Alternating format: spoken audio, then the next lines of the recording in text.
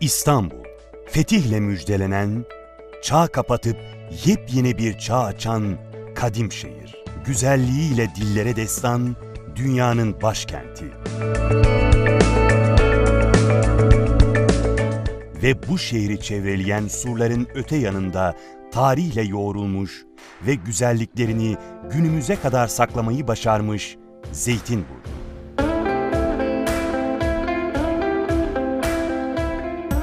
Eski dönemlerde burada bulunan zeytinliklerden ismini alan Zeytinburnu, birçok uygarlık ve imparatorluğa ev sahipliği yapmış tarihi bir kent.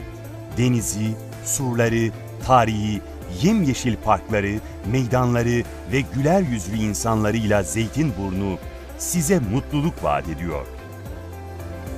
300 bine yaklaşan nüfusuyla Zeytinburnu'nda modern yaşamla tarih iç içe geçmiş durumda.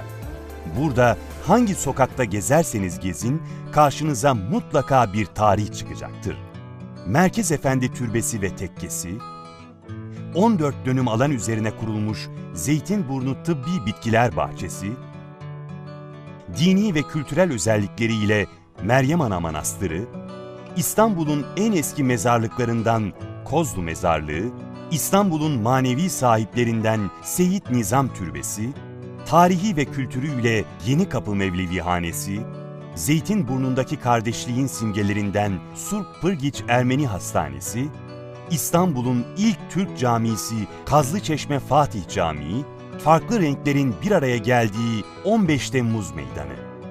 13 mahallenin her sokağında farklı kültürlerden, farklı yörelerden çıkıp gelmiş insanlara rastlarsınız. Burada herkes dosttur, kardeştir.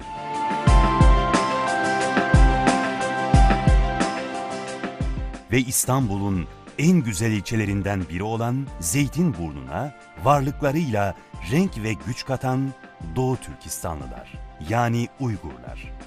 Dostlarımızla az sonra buluşacağız. Ama önce Zeytinburnu Belediye Başkanı Sayın Murat Aydın'a misafir oluyoruz. Aydın'ın hemşehrilerine bir mesajı var. Zeytinburnu ilçemiz Türkiye'nin özeti şeklinde bir ilçe. Demografik yönüyle Zeytinburnu ilçemiz değil Türkiye, aslında Türk dünyasının özeti gibi bir yer. Yurt dışından gelenler daha çok hayallerini doğdukları o ülkelerde gerçekleştiremedikleri için ya da üzerlerinde ciddi bir siyasi baskı olduğu için Türkiye'mize özelde Zeytinburnu'na gelmişlerdir. Ama Anadolu'nun farklı bölgelerinden Zeytinburnu'na gelen hemşehrilerimiz de hayallerini gerçekleştirmek için buralara gelmişlerdir. Onun için ben kendimin Türkiye'nin en şanslı ilçe belediye başkanı olduğuna inanıyorum. Sevgili Doğu Türkistanlı, Özbek, Kazak, Kırgız, Türkmen, Uygur kardeşlerim, sofranın zenginliğini, gönlün zenginliğini, cömertliği gerçekten en üst düzeyde yaşatan ve yaşayan insanlarsınız. Ben sizlere müteşekkirim. Ne zaman ki yanınıza geldik, varınızı yoğunuzu ortaya koydunuz. İşte sütlü çayı ben sizde öğrendim.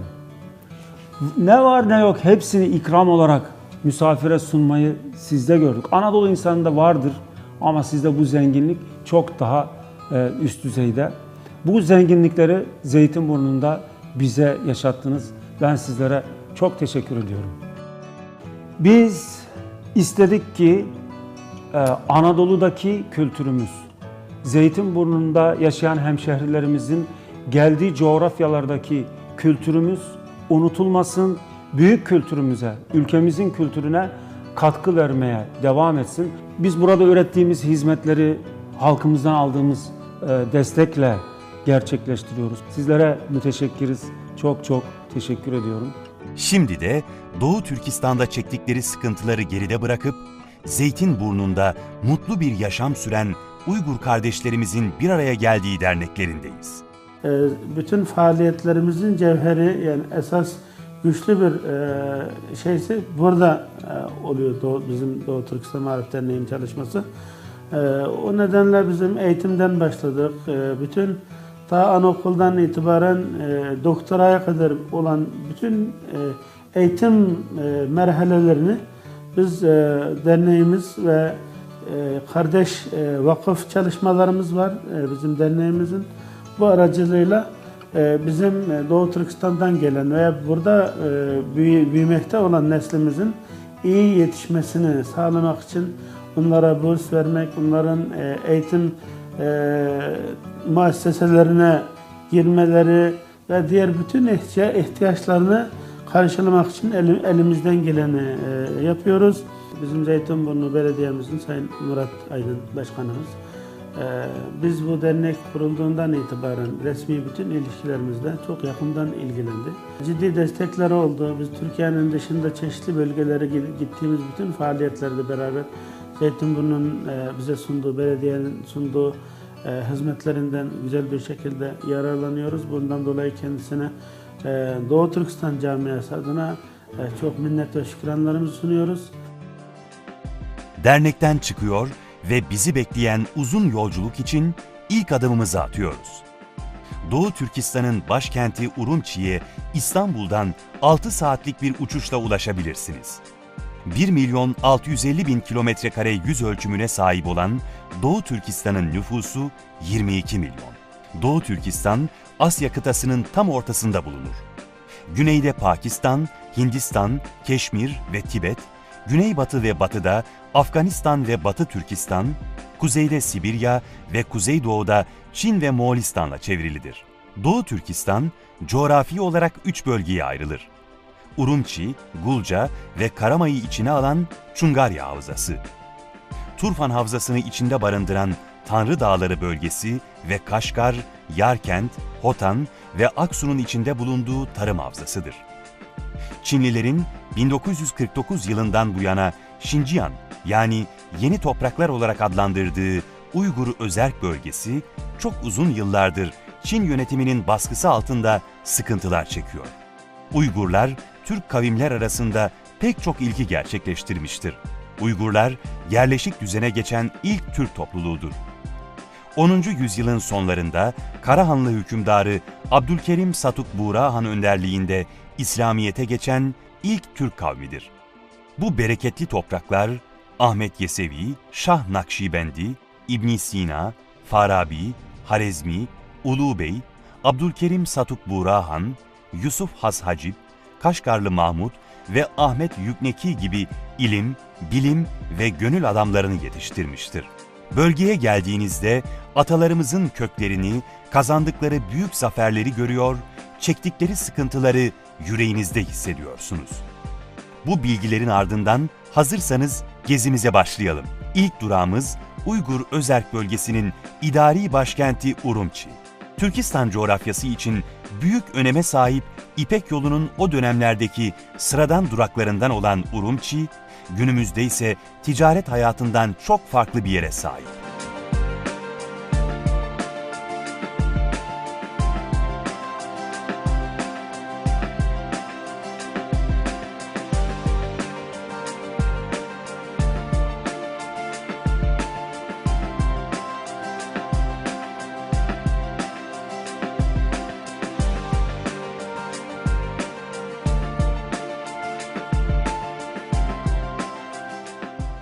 Urumçi'de büyük pazardayız. Bu pazarda Uygurların geleneksel el sanatlarını, yöresel lezzetleri, meyve ve sebze çeşitlerini ve hediyelik eşyaları bulabilirsiniz. Pekin yönetiminin kendilerine uyguladığı baskıdan bunalan halk bu bölgelerde sosyalleşerek nefes alıyor.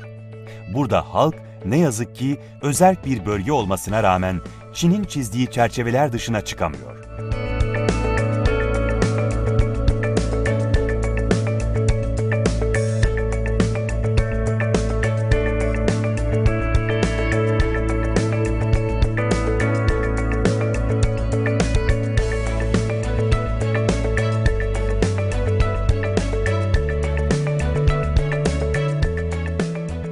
Urumçi, bölgedeki konumu açısından önemli bir ulaşım merkezi.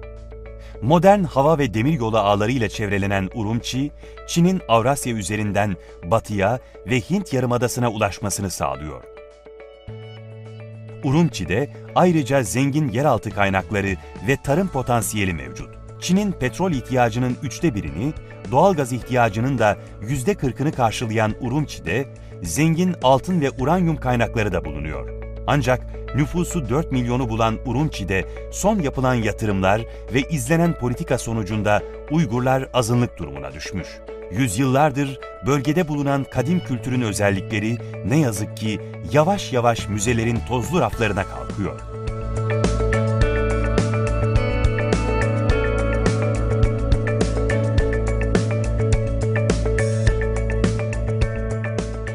Urumçi'ye gelmişken Akmescit Camii'ni görmeden ayrılmak olmaz. Kent merkezindeki pazar yerinin hemen yanında bulunan cami, Uygurların kullanımına açık durumda. Özellikle cuma günleri Müslümanlar burada toplanarak ibadetlerini yerine getiriyor.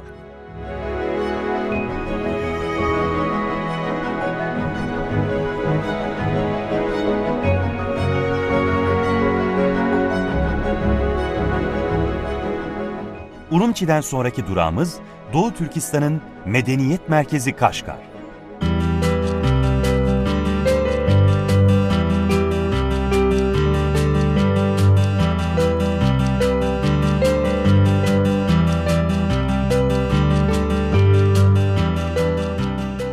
Kaşgar, İpek Yolu'nun en önemli duraklarından biri ve Türklerin tarihini değiştiren olayların yaşandığı bir kenttir.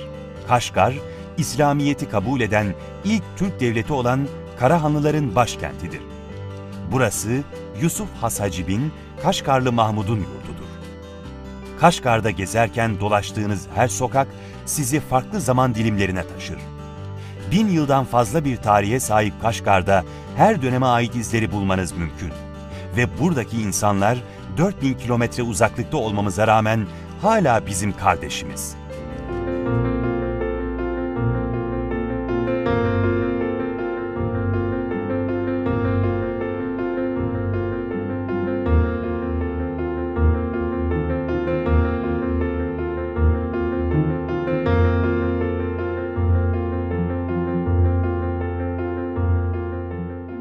İlk olarak Kaşgar'da yaşayan Uygurların acı hatıralarını en taze izlerle bize anlatan İdgah Camii'ndeyiz. Asya'nın en eski, Çin'in ise en büyük camilerinden biri olan İdgah Camii, 10. yüzyılda yapılmaya başlanmış.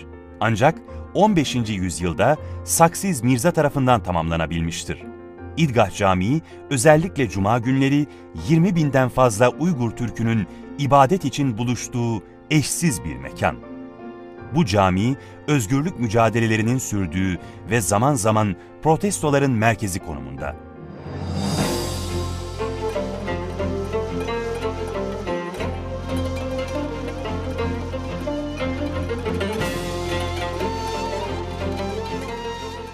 Dünyanın en büyük çöllerinden biri olan Taklamakan Çölü'nün hemen batısında yer alan Kaşgar kenti, doğudan batıya, kuzeyden güneye tüm bölgenin ihtiyaçlarını karşılayabilecek nitelikte bir pazara sahip.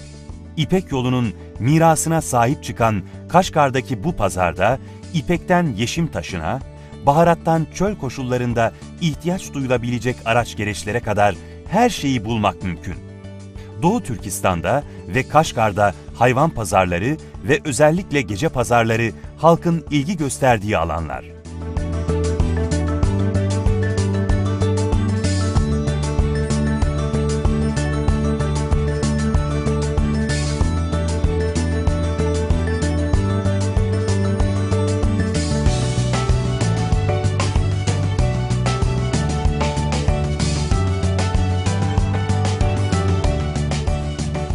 Şehirden çıkıyor ve güneye doğru ilerleyerek Kaşgarlı Mahmud'un türbesine ulaşıyoruz. 11. yüzyılda kaleme aldığı Divan-ı Lügat-ı Türk'le Türk topluluklarının tarihine ve geleneklerine ışık tutan Kaşgarlı Mahmud'un türbesi kültürel çekim merkezi durumunda.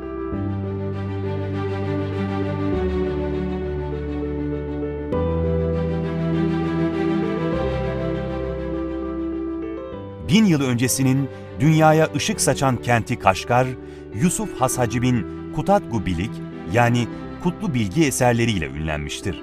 İlk siyasetname ve ilk mesnevi örneği olan Kutatgu Bilgi yazmasından sonra Has Hacib lakabını almış ve Kaşgar'da vezir yardımcısı olarak görevlendirilmiştir. Yusuf Has Hacib'in türbesi de Kaşgar'da bulunmaktadır.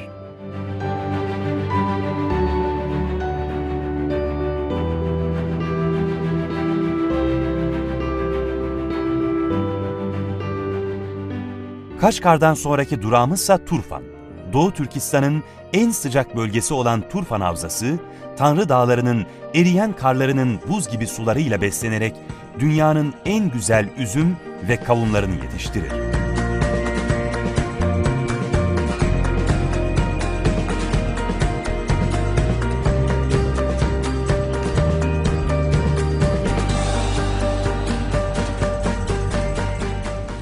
Doğu Türkistan'da yaşayan Uygur halkı, yüzyıllardır süren geleneklerini yaşatma çabası içindedir. El sanatları, halı ve ipek dokuma, ahşap ustalığı, demir ustalığı gibi Anadolu'da saklı kalmış meziyetler burada her an karşınıza çıkabilir.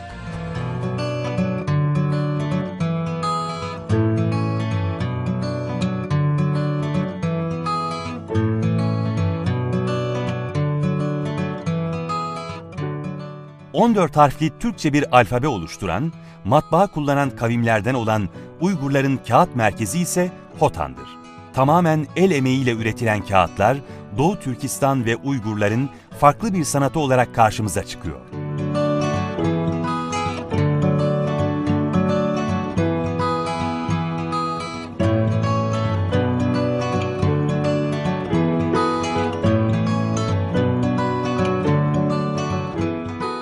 Doğu Türkistan'da şimdiki durağımız Yengisar. Burada bölgenin en iyi ve en güzel bıçakları üretiliyor. Uygur diyarına gelirseniz Yengisar'a uğrayıp hatıra olarak 20'den fazla çeşidi bulunan bıçaklardan alabilirsiniz.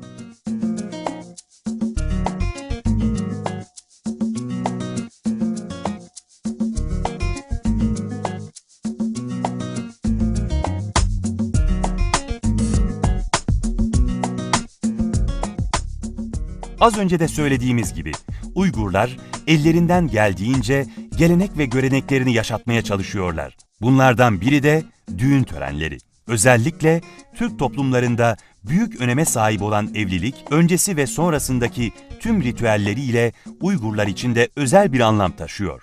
Kız istemeden düğüne kadar tüm detaylar ince ince düşünülerek hayata geçiriliyor.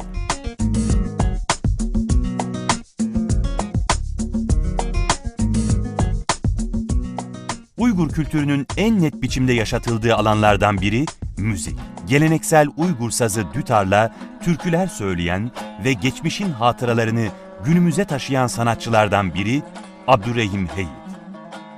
Heyit'i dinlerken gözlerinizi kapatın ve etrafı Taklamakan Çölü, Tanrı Dağları, Altaylar, Çungarya Aladağları ile çevrili Doğu Türkistan'da olduğunuzu hayal edin.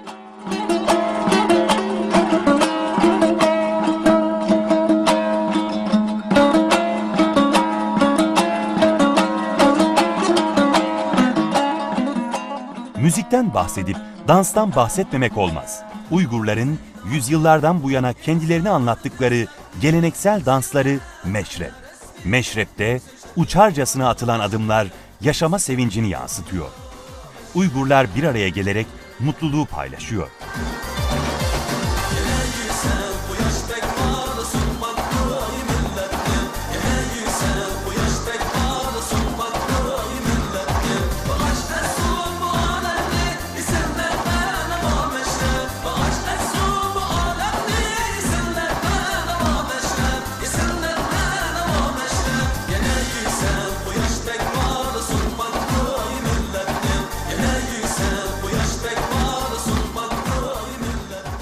Uygur Türklerinin mutfağı da en az tarihleri kadar zengin. Tatlarına doyamayacağınız göşnan, legmen kavurması ve yemeği, çüçüre çorbası, pintoza salatası, etli samsa, zireli kebap, mantu, bu kültürün eşsiz tatlarından sadece bazıları. İşte çok uzak ama ortak kökleri taşıdığımız dost ve kardeş Uygurlar. Bilmek, görmek ve öğrenmek isteyenleri Doğu Türkistan tüm sıcaklığıyla karşılamaya hazır. Uçsuz bucaksız bozkırı ardımızda bırakıp yuvamız Zeytinburnu'na doğru yola koyuluyoruz. Ama özümüzün, kökümüzün, geçmişimizin izlerinin ve seslerinin bu topraklarda hala yankılandığını biliyoruz. Hoşça kal Doğu Türkistan.